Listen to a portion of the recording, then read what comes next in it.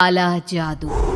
अपने बेटे ऋषु के माथे से टपकते हुए पसीने को देखकर सविता की हालत खराब हो गई। ऐसा आज पहली बार नहीं हुआ जब ऋषु नींद से घबरा कर जागा है। हाय मेरा बच्चा, न जाने किसकी नजर लग गई है तुझे। जब से मेरे बच्चे ने 10वीं के एग्जाम में स्कूल टॉप किया है तब से रोज बुरे बुरे सपने आने लगे हैं। हाँ माँ, मैंने आज फिर से एक काले साए को देखा। वो यहीं मेरी आंखों के सामने खड़ा था। माँ मुझे बचा लो माँ। वो मुझसे कह रहा था कि मुझसे बदला लेगा। माँ कहीं ये प्रशांत। चुप कर, कैसी बात कर रहा है? दोबारा उसका नाम मत लेना। तुझे पता है ना, उस प्रशांत ने आत्महत्या कर ली। तो बार बार उसका नाम मत लिया कर। मम्मी, क्या सच में प्रशांत ने आत्महत्या की थी? चुप कर, बहुत सवाल पूछता है आजकल। और फिर रात के वक्त सविता के पूरे घर में एक अजीब सा काला धुआं छाने लगा। गहरी नींद में सोई सविता की जैसे ही आंख खुली उसका दम घुटने लगा। वो दौड़कर ऋषु के रूम की तरफ गई जहां उसके दरवाजे पर घूमती एक काली परछाई देख वो बुरी तरह से घबरा गई। कौन है वहाँ? कौन है? सामने आओ। ये मैं हूँ, तुम्हारी काली करतूत।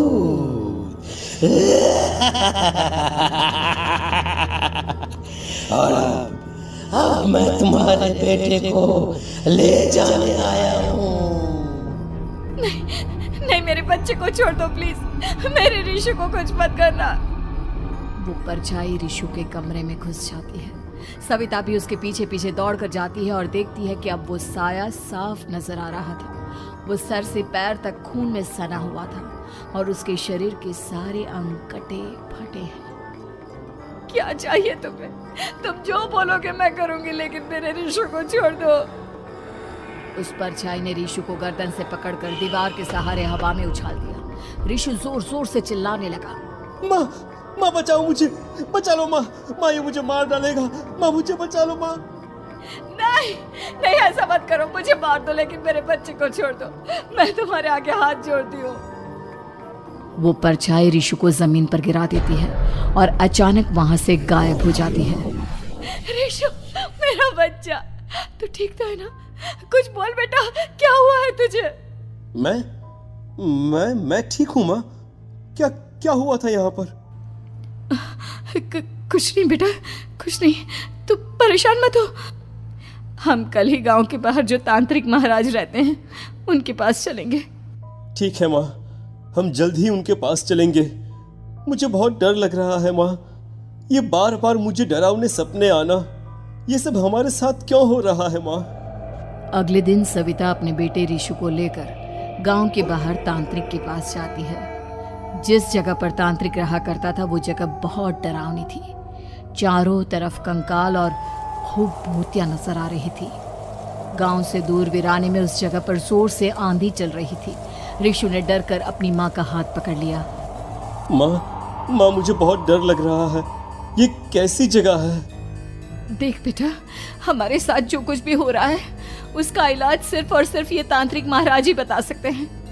अब यही है जो हमें प्रॉब्लम से बाहर निकाल सकते हैं। जैसे ही सविता और ऋषु तांत्रिक की झोपड़ी के अंदर पहुंचे, वहां का नजारा देखकर उनकी आंखें फटी की फटी रह गई। तांत्रिक की झोपड़ी के अंदर कई सारे लोग अपनी गर्दन घुमा घुमा कर जोर जोर से चीख रहे थे। कौन हो तुम और यहाँ क्यों आई हो? महाराज, मेरे बेटे को कुछ दिनों से एक डरावनी काली परछाई नजर आती है और कल रात उसने मेरे बेटे पर हमला भी कर दिया।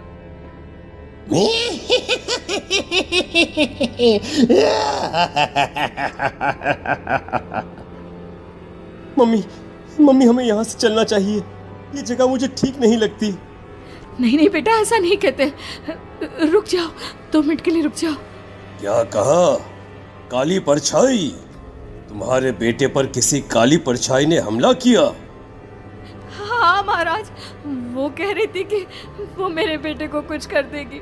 कोई उपाय बताइए महाराज, मेरे बेटे के साथ कुछ गलत नहीं होना चाहिए। तुमने किसी दूसरे के साथ गलत किया है, तो तुम्हारे साथ भी गलत होकर ही रहेगा। तुमने किसी की जान ली है, किसी को मार डाला है तुमने। नहीं महाराज, मैंने ऐसा कुछ नहीं किया। मैंने किसी की जान नहीं ली। मुझे कोई उपाय बताइए। लगता है तुम इतनी आसानी से नहीं मानोगी। मैं तुम्हें अभी उस काली परछाई से मिलवा देता हूँ और वही सारा सच तुम्हारे सामने लेकर आएगा। सविता और ऋषु ने डर के मारे अपनी आंखें बंद कर ली। तभी अचानक तांत्रिक की झोपड़ी में अजीबोगरीब आवाजें गूंजने लगी। सविता और ऋषु बुरी तरह से कांप रहे थे। आंखें खोलो और अपने सामने देखो। क्या यही है वो जिससे तुम कल रात को मिली थी? बताओ मुझे। हाँ, इसने कल रात मेरे बेटे के ऊपर हमला किया था।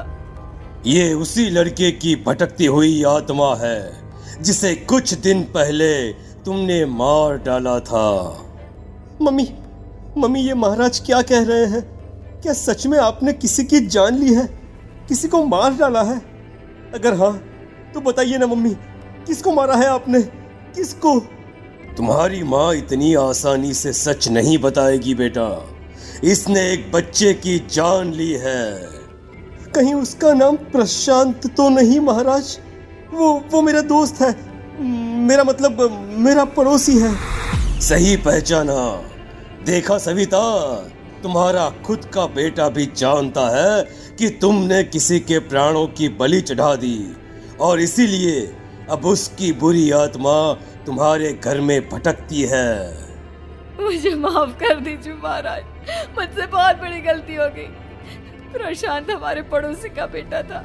हर बार उसके नंबर मेरे बेटे से ज्यादा आते थे और इसलिए मैंने उसके कमरे के बाहर काला जादू किया था, पर मुझे नहीं पता था कि वो मर जाएगा।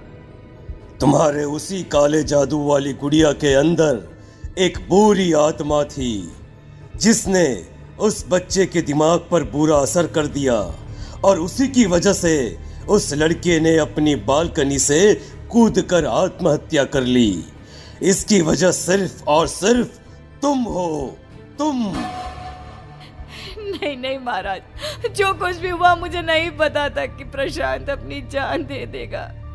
प्रशांत की आत्मा इस वक्त तुम्हारे सामने खड़ी है, हमसे बात करना चाहती है। बोलो क्या कहना चाहते हो? मैं जीना चाहता था, बड़ा होकर कुछ बनना चाहता था। आपके बेटे से मुझे कोई परेशानी नहीं थी। अरे वो तो मेरा अच्छा दोस्त था। मुझे माफ कर दो बेटा, मुझसे बहुत बड़ी गलती हो गई, मुझे माफ कर दो। माफ करने से मुझे वापस जिंदगी नहीं मिल जाएगी। मेरे माँ बाप आज भी मेरे लिए रोते हैं। आपने मेरे साथ बहुत गलत किया है, बहुत गलत। और तभी अचानक प्रशांत की आत्मा वहां से गायब हो जाती है। सविता जोर जोर से रोने लगती है। सुन लिया तुमने? ये तुम्हारे अपने ही किए हुए पाप हैं जो इस तरह से तुम्हारे सामने आ रहे हैं। माँ, ये आपने अच्छा नहीं किया। सिर्फ 10th बोर्ड के एग्जाम में मैं टॉप कर पाऊँ इसलिए आपने मेरे दोस्त के ऊपर काला जादू कर दिया। नहीं मम्मी नहीं, अब हम कभी खुश नहीं रह पाएंगे, कभी नहीं। मेरे दोस्त की आत्मा को कभी शांति नहीं मिलेगी मम्मी, कभी नहीं। लेकिन मैंने जो कुछ भी किया सिर्फ तुम्हारे लिए किया। वो लड़का हमेशा फर्स्ट पोजीशन पर आ जाता था और इस वजह से हमेशा तुम्हारे मार्क्स कम पड़ते थे। मैंने तो सिर्फ उस पर एक छोटा सा काला जादू किया था बेटा। मुझे क्या पता था कि उसका ये नतीजा निकलेगा। जिस गुड़िया को तुमने उस लड़के के कमरे के दरवाजे पर लगाया था, दरअसल उसके अंदर एक बुरी आत्मा का प्रवेश हो गया था, जैसा कि अक्सर काला जादू करते समय हो जाता है। मुझे अपनी गलती का एहसास हो गया है। मैं प्रायश्चित करना चाहती हूँ, आप बताइए मैं क्या करूँ? प्रशांत के घर जाकर उस काली गुड़िया को वहां से निकालकर यहाँ लेकर आओ। मैं उसे आग में जलाकर राख कर दूंगा और उसके बाद प्रशांत की आत्मा को हमेशा के लिए मुक्ति मिल जाएगी। अगली रात सविता चुपचाप अपने पड़ोसी प्रशांत के घर जाती है। प्रशांत के माँ बाप प्रशांत की मौत के बाद उस घर को छोड़कर हमेशा के लिए वहां से चले गए थे। जैसे ही सविता उस घर के अंदर कदम रखती है, उसका सामना अजीबोगरीब हैवानियत से भरी आवाजों से होने लगता है। ऐसा लग रहा था जैसे कोई बुरी तरह से चीख रहा हो। सविता जैसे ही प्रशांत के कमरे के बाहर पहुंचती है, वहां पर लटकी हुई गुड़िया के शरीर से खून टपकने लगता है। ये क्या हो रहा है? इस गुड़िया के शरीर से खून क्यों टपक रहा है? सविता हिम्मत करते हुए उस गुड़िया को वहां से उतारने की कोशिश करती है, लेकिन तभी अचानक से बहुत भयानक दिखने वाली औरत उसकी आंखों के सामने आकर खड़ी हो जाती है। मैं यहाँ से कहीं नहीं जाऊंगी, और अगर तूने मुझे यहाँ से हटाने की कोशिश की तो मार डालूंगी मैं तुझे। नहीं नहीं, मुझे तुम्हें यहाँ से ले जाना ही होगा, नहीं तो मेरा बेटा, उसकी जान को खतरा है। मैं तुम्हें नहीं छोड़ सकती। अगर तुम्हारे अंदर हिम्मत है तो मुझे इस घर से बाहर ले जाकर दिखाओ। और ऐसा कहकर वो औरत सविता के ऊपर हमला कर देती है और उसे हवा में उछाल उछाल कर जमीन पर पटकती है। लेकिन तभी अचानक मौका देखकर सविता अपने हाथ में ली हुई सुई उसके हाथ में चुभो देती है। हाथ में सुई लगते ही वो औरत जमीन पर तड़पने लगती है। ये क्या किया तूने? ये क्या कर दिया? तुझे ऐसा नहीं करना चाहिए था। तांत्रिक ने मुझे कहा था कि तुझसे जीतने का सिर्फ यही एक तरीका है जिससे मैं अपने पापों का प्रायश्चित कर सकती हूँ और अपने बेटे की जान बचा सकती हूँ। और उसके बाद वो डरावनी दिखने वाली औरत एक छोटी सी जादुई गुड़िया में तब्दील हो गई और सविता ने उसे ले जाकर तांत्रिक को दे दिया। तांत्रिक ने जादुई गुड़िया को आग के हवाले कर दिया।